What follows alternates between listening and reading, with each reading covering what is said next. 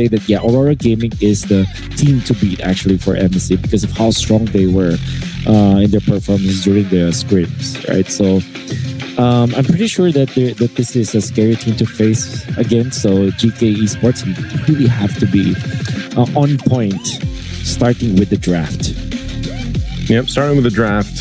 I think a lot of people and fans out there were kind of surprised to the fact of just how much I felt like Aurora can bend the meta. You know, I think that's the main thing. It's like you know Aurora, and you know these players from Aurora Gaming. You know they're going to be good, but it's like I think it was more so of just what they brought to the table, and that's why I'm excited to see what happens here in this best of 3 series, because you can go ahead and still do that, especially in a game 1. You know, you can kind of bring up some of those surprise picks. People would call them like cheese picks or niche picks, whatever you want to call it, but that's the upper hand that Aurora Gaming has. And I think so if you're preparing for that, it is kind of difficult to prepare against that. So bans wise, you'll see this isn't changing too much.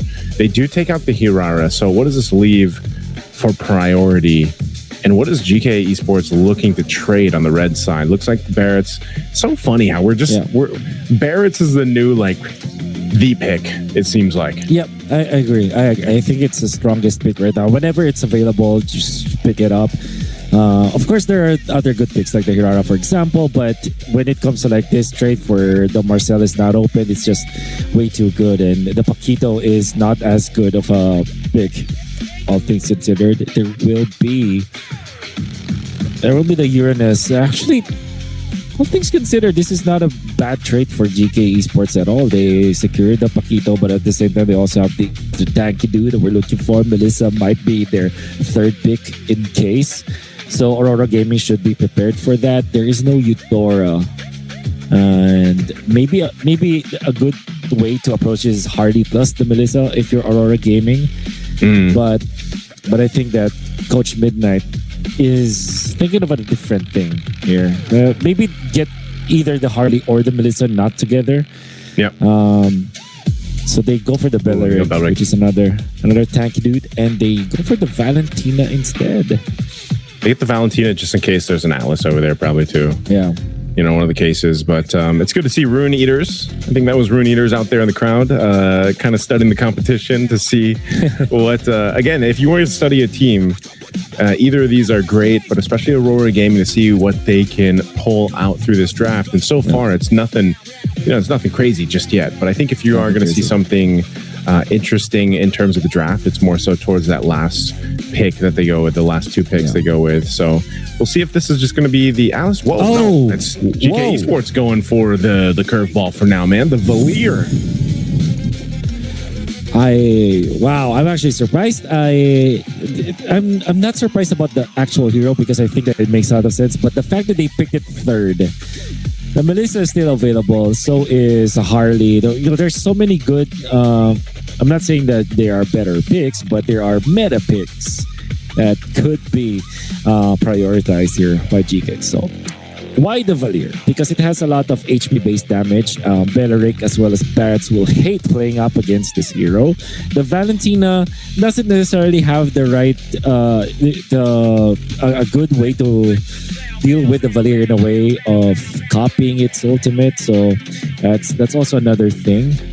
But overall, I guess for Geekay Esports, they revealed their hand way too early for my taste. But it makes sense. But why the Valier? Does that just help with, kind of... Is that more so for the Belleric or the Barretts in a way? I mean, you're going to have to be pushing these guys away too. Yeah, it's like the fire versus damage. Tree. Is it just Logic Wolf? Like, what's going on here? You might be, Is there like a hidden passive? There is probably somewhere, but it's more about just the constant crowd control that you get. You can always reset your spells, your skills. I mean, or because of the Belleric, because the Belleric is always just free target for you, and you deal HP based damage, which means that the Belleric will struggle eventually as the longer the game goes by, and you just become a threat and the team fights. And again, you don't give away a big ultimate to the Valentine as well. Yeah, that's true. You don't want to give some of these quality Ultimate's away, last ban here, though, for Aurora Gaming after they honed in on some of the roam options here. The glue, we'll see if they take one more out. Over on the flip side, a whole lot of jungle bans. The problem is you try to ban out TNZ. Yeah, he's got a deep hero pool, man. TNZ is one of the first players to go ahead and bring out some of those more unique picks in the jungle. Like I mentioned back before when he surprised a lot of people with the Harley coming through. I think that was back in M7. He's one of the players too that likes to even play the Leah more before it was all meta at one point. So TNZ's hero pool is something that he can really lean on. I'm not sure if this is going to change much or what they swerve with, especially now that they see the Melissa come through. So Harley might be the safest choice, I'd say, for TNZ. I agree. Yeah, Harley just makes total sense here, but do you pick up the Brody to go with it? I think that makes it so that the Melissa will not have a free game. Seen a lot of teams really choose to go for the Brody when it comes to dealing with the Melissa. So yep, that's the Harley. Probably a Brody or a Clint. That could also be an option. It's not banned just yet. And that means that Aurora Gaming will have every single thing I need. I think we'll settle for the Melissa this time, for the Claude this time up against the Melissa. And I'm scared about that because there is that Uranus that's available for GK Esports. That means that if you pick up something like it's not available, maybe a Badang could be good here for GK Esports. Or a Minotaur, actually. Yeah. But they will give the Minnow and Fury, but yeah, I think it's worth it because you now have a direct answer to the Claude. There is also that Carmilla factor that we've seen some teams pick up. So I'm thinking Carmilla or Badang actually as the choices for GK Esports. Tough choice here for the last pick. Let's see what they go with. Well, they go with the Cho. Not what I was expecting. Man, this could be one of the cases where I'm thinking like, okay, pick up potential. Who you really want to kick over here? Because that's the problem. It's going to be hard to kick everybody except the Valentina, maybe. And you don't want to be kicking the Belric or the Barretts to your team. Yeah, I'm not gonna lie, I don't like that last pick coming up from GK Esports. I think they messed it up in a way that they gave the Way of the Dragon for the Valentina to copy. And not only that, this is a difficult Cho game. I think they're better off just giving out the Minnow and Fury, in fact. Because they're gonna give a big ultimate anyway, so yeah, why not get the Minotaur? You get a lot of benefit by choosing to go for that Minotaur because you have your answer now to the Claude. You have a knock-up, you have a potential blade armor carrier. The rage is just difficult for the Claude to handle. There's so many benefits of getting the Minotaur instead of the Cho, but we'll see. Maybe Shen is just cracked with this Cho. Hey, he's got the KOF skin. Gets the early flicker out. So game one is what is upon us here. If you guys are just joining us, again, I know it's late on certain parts of the world, a little bit earlier elsewhere, but if you're tuning in, it's our third series, Games of the Future here. Once again, this is an elimination match. It's a round of 16. We've got teams going home today. We've already sent home at 2. And now we're down to 2 more for the day before we move on to tomorrow. Quick look at the emblems here. Nothing out of the ordinary. Pretty standard stuff. I'm surprised too, Wolf, that the biggest flex anyway towards hero choices is actually on GK Esports and not Aurora Gaming. Oh, yeah. Well, I guess they felt like they really have to make this call for them. And I think that it's just worth it to watch out for what they can show us, right? And I'm sure that there is a lot of scientific method that happened why they chose to go for the Valier then eventually the Cho. But as it stands, I really don't like it. Well, if you're playing Magic Chess, Cho and Valier, that's a... Is that a combo? That's a combo they can work with. Maybe they're going to play that round.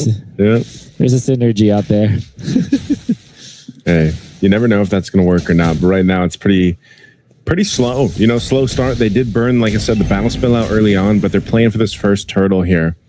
So they'll make their way for it. Again, this is broken walls on this version of the map. So you're going to have that little extra opening space, but they try to make a play up top, and they do get the first blood going to the hands of Siggy Boom. That was the deadly magic used from TNZ up top to get an advantage, but this will be a trade. So good trade for GK Esports to go ahead and make sure that Zeno got the turtle.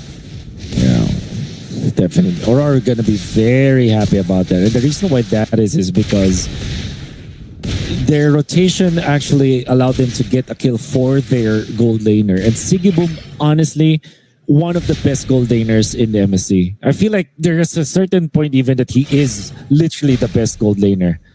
Of course, it would have been nice if they finished off as the champions of the tournament, but hey, Sigibum is pretty scary. Rosa going to burn the flicker again. They're going to force a fight, and that's a kill. Pagu is going to go melting down. A kill picked up for Quanok. So that's a good trade. Again, this was a fight started up. I was wondering, who would you be able to go in and get the kick to? Daytona's welcome going to be used, but I don't know if this is what a fight for Lunar. He's a big target for these fireballs too. Quanok really good at responding on this Villier. Yeah. You know what? When you were watching GK Esports, me and Red Mar, we are converted to Quanok fans actually, especially when he plays the Eudora. Then again, they chose to go for the Valier this time, and so far we are impressed about his performance. Maybe later you can see how clutch he is. Oh, see, top lane they want to go for the Melissa once again, and oh my, GK Esports has to fix this problem. They have to focus on making sure that Yaga will have a good game, because as it stands, a 0-2 Melissa, that's really bad news. That's bad news. There's the stolen kick on Chen. Chen goes in for his own kick, but it's going to be a killing spree for Siggy Boom. Rosa does go down.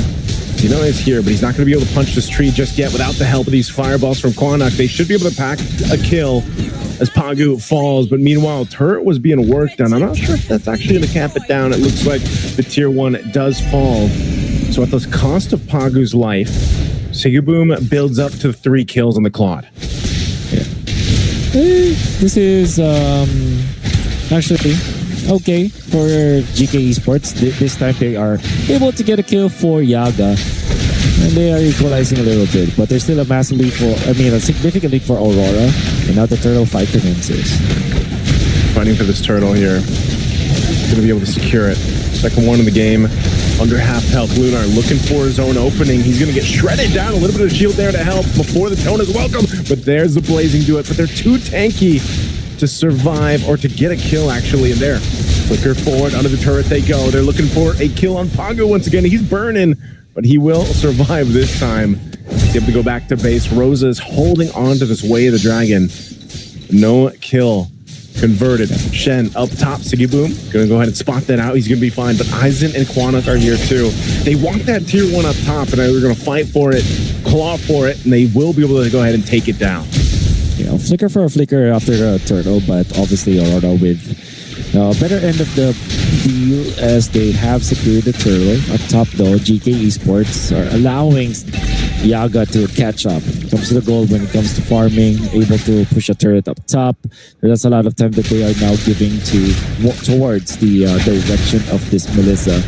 Still, Aurora, they have lost their lead earlier. Right now, you can see that Aizen is feeling a little bit more confident as the Uranus. If you're looking at the members of Aurora Gaming, they don't have an actual way to pierce through this Uranus. Think about it. This Uranus will be a problem later on for Aurora. Did I see that right? Did Zeno just pick up a Sky Piercer? From the Jungle Paquito.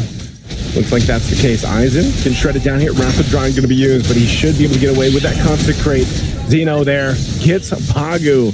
He does have that Sky Piercer, but now he could be in trouble here. Caught between enemy lines and now in trouble. Mega kill for Siggy Boom. Add another one to the list.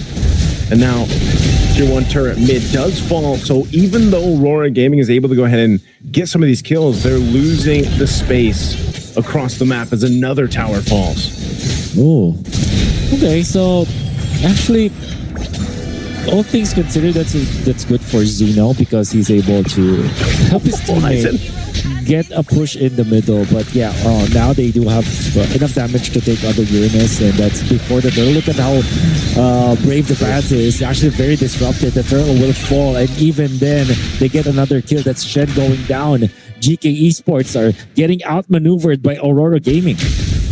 This is probably one of the best Claude games we have seen throughout Games of the Future so far. 5-0. I agree. 720 into this game. I think he should be really close to his golden staff. I know he's already got 2 items locked in. Yep, he's working closely to it. Corrosive Scythe DHS already there. And again, even bought a little bit of... He's got the tough boot... Or no, he's got the... Boots are those? Yeah, he's got the defense boots locked in. So... he needed that little bit of extra defense just to deal with it lane-wise, but so far, Sigiboom has been having a hell of a game on this Claude, and that's going to be a problem. Like, if GK can kind of slow him down and shut him down, then that'd be great to get themselves back into this game. They're not really behind or anything like that. It's just they don't have a way to deal with the Claude just yet. In these team fights that are breaking out, it's more so of the way the fights are happening. Gold-wise, it's relatively even, but power-wise, Sigiboom is a problem. Yeah. And that will be a big problem, in fact, upcoming. Because as it stands with Sigiboom starting with 5-0, this generally means that Aurora will hasten his itemization. And that also means that before the 10-minute mark, you're already okay as the club. You're already locked up. You're already reached critical mass. You're activatable. And that's what is happening. Just like that. That's exactly what we're talking about here. Following that deadly magic, he's going to go back. Go away.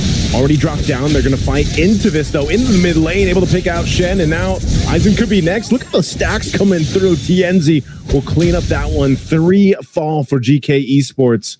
And this is exactly what we were talking about, Wolf. And this is why I was saying, man, Sigiboom is a problem under the turret. Goes in with the deadly magic. And that might not be enough to kill him, but they will push him off the tier 1 turret. Xeno just going to have to watch it fall, but at least Yaga and the rest of the team are back up. Can they defend? Can they actually contest this Lord here? I don't know if Aurora Gaming wants to fully send this yet. They keep TNZ up top. Yeah. GK can actually, but it's very risky, I feel like, because Aurora Gaming have set up the minion waves up top. Maybe they can fight if they eventually fix this top lane, but at the same time, who is going there? Like, Xeno is just focused on taking his own Crammer. And I like what Lunar is doing, making sure that the entry points, the connection points from top to the mid, is covered. The Shen might fall. Shen taken down. Deadly magic. We'll get another one here. As you can see, Trinity locked in a little bit ago, that Golian staff, and now Sigiboom working on the next. Lunar might be in trouble here. A couple stacks there. Sigiboom to help him out with the Blazing Duet. A quarter of the health on the Lord. They want to go ahead and secure this, but they want to stop this too. GK wants to fight into it. Lunar is gone, but Sigiboom will secure the Lord, and now GK has to disengage. They don't want to get caught in this fight. Xeno is waiting patiently, fully stacked up on the champ stance. They'll just deal with this Lord once it spawns and starts pushing towards the base, and GK should be able to go ahead and clear things out relatively well. Again, Wolf, we talked about the strengths of a Melissa, as she just now blocks in that golden staff. So Yaga's in a good position. He should be able to go ahead and help clear some of these waves in this push out. Yeah. Well, looking at bigger problems here for GK Esports. The damage will be enough. Actually, Eisen, the Uranus, is now getting threatened.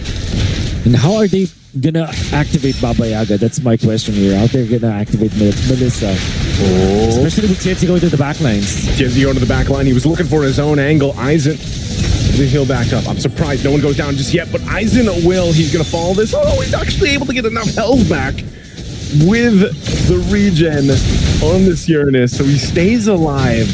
That Lord is still slowly creeping up to that bottom side, and now Sigiboom once again firing off. Blazing Duet going to be used. He's pushing him off the tier 2.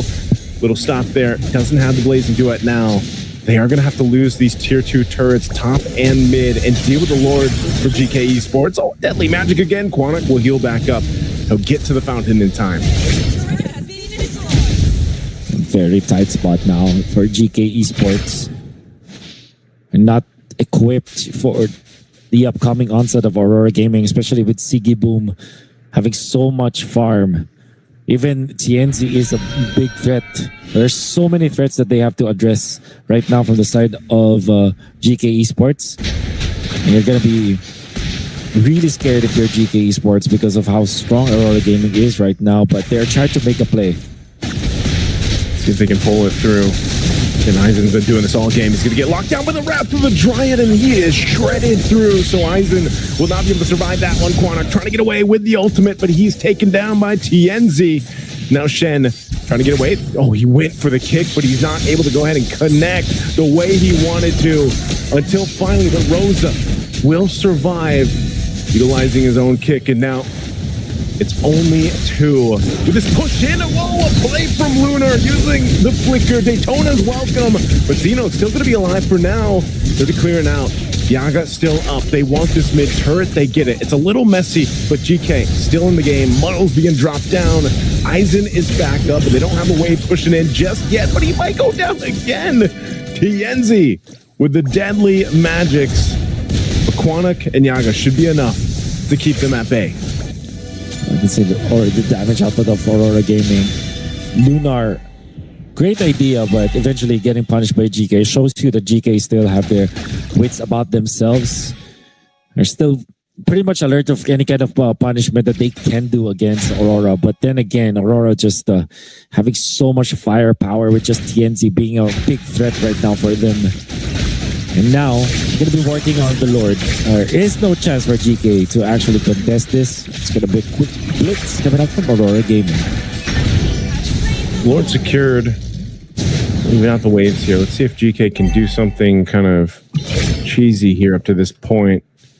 They don't spot anything else on that opposite side of the map. They know the Lords are coming through, and they already got that mid turret down, so they've got to deal with this. Malefic Gun, last item locked in for Siggy Boom. There's the Daytona's a welcome. Right, shredded through. Aizen is gone again.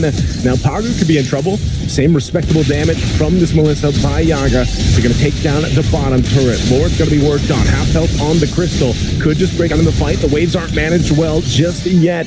So GK still going to be able to stay in the game by clearing out these waves. Siggy Boom threading the needle here. They have another wave pushing in, but I don't think they want to go for it just yet. Oh, Quanok. He should be able to get to the fountain. Okay, oh, he doesn't. It ticks down fast enough. A good play from TNZ. They're looking for Shen next. They'll find him. Yaga. It's up to him and Zeno. Aizen's back up. It's still an attempt from Aurora Gaming, but this is so risky. They might be waiting for the deadly magics to be used again, but this time it's on Zeno. And he's going to be able to survive, so they hold on to the one base turret. They're losing so much ground now. The jump in, they find another. Barbaras with the Daytona's welcome. The Minnesota, the backline is being taken out by the Blazing Duet as well. And a quick -2 from Aurora Gaming means that they will take this. Nice clean take coming out from Aurora Gaming, dominant in that game and punishing the overly cooked draft coming out from GK Esports. Bit of a sigh of relief there, of course, by Aurora Gaming. You know, they really had to attempt to go ahead and take that game one. They knew they had a lead, and they make it all happen there right at the moment. It looked kind of good, though, for GK. I thought they might be able to defend one more time, but let's go on to a break before we head on to Game 2.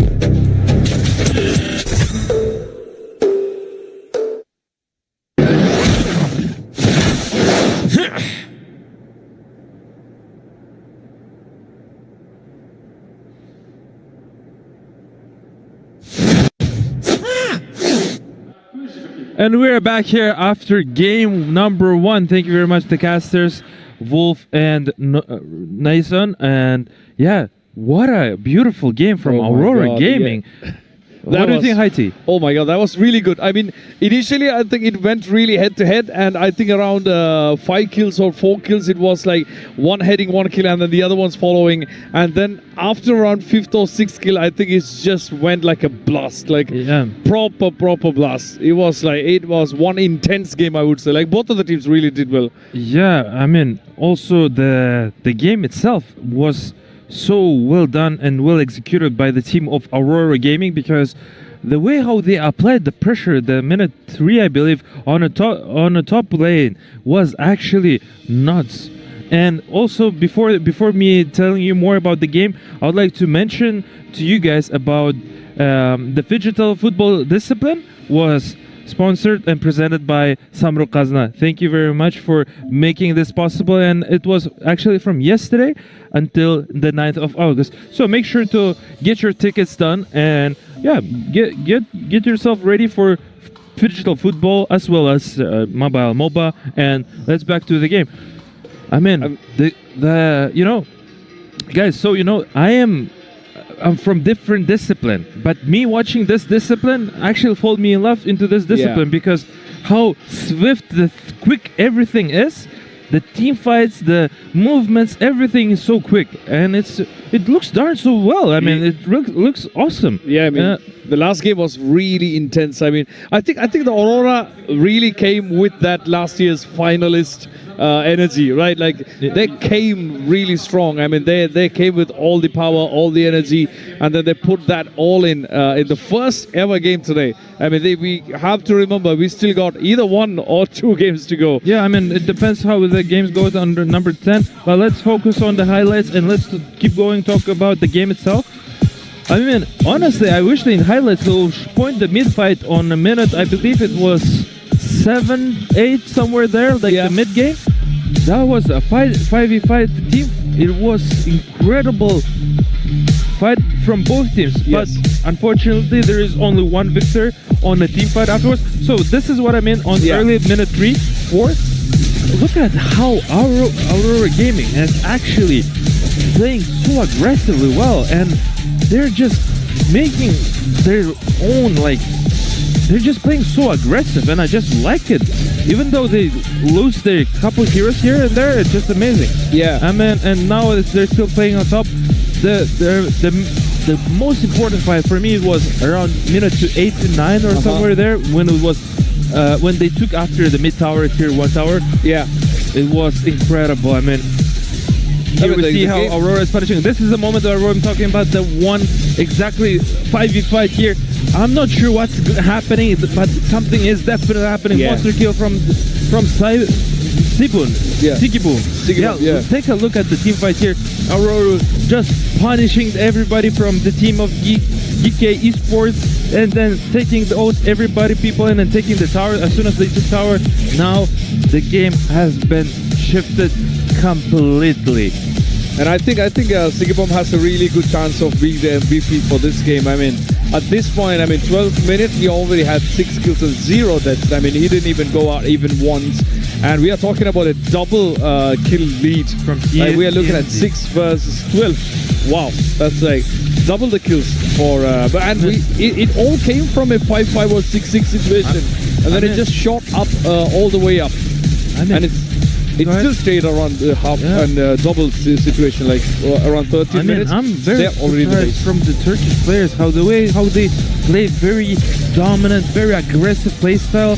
It's just like we were seeing how game was even per se, and then from just one team fight into another team fight into another dominant team fight, TNZ with another double kill here, and just punishing them very hardly. Aurora Gaming, very surprising gameplay. Yeah. And godlike from TNZ over there, and just the throne is dying. I mean, that was just an incredible game. That's like a more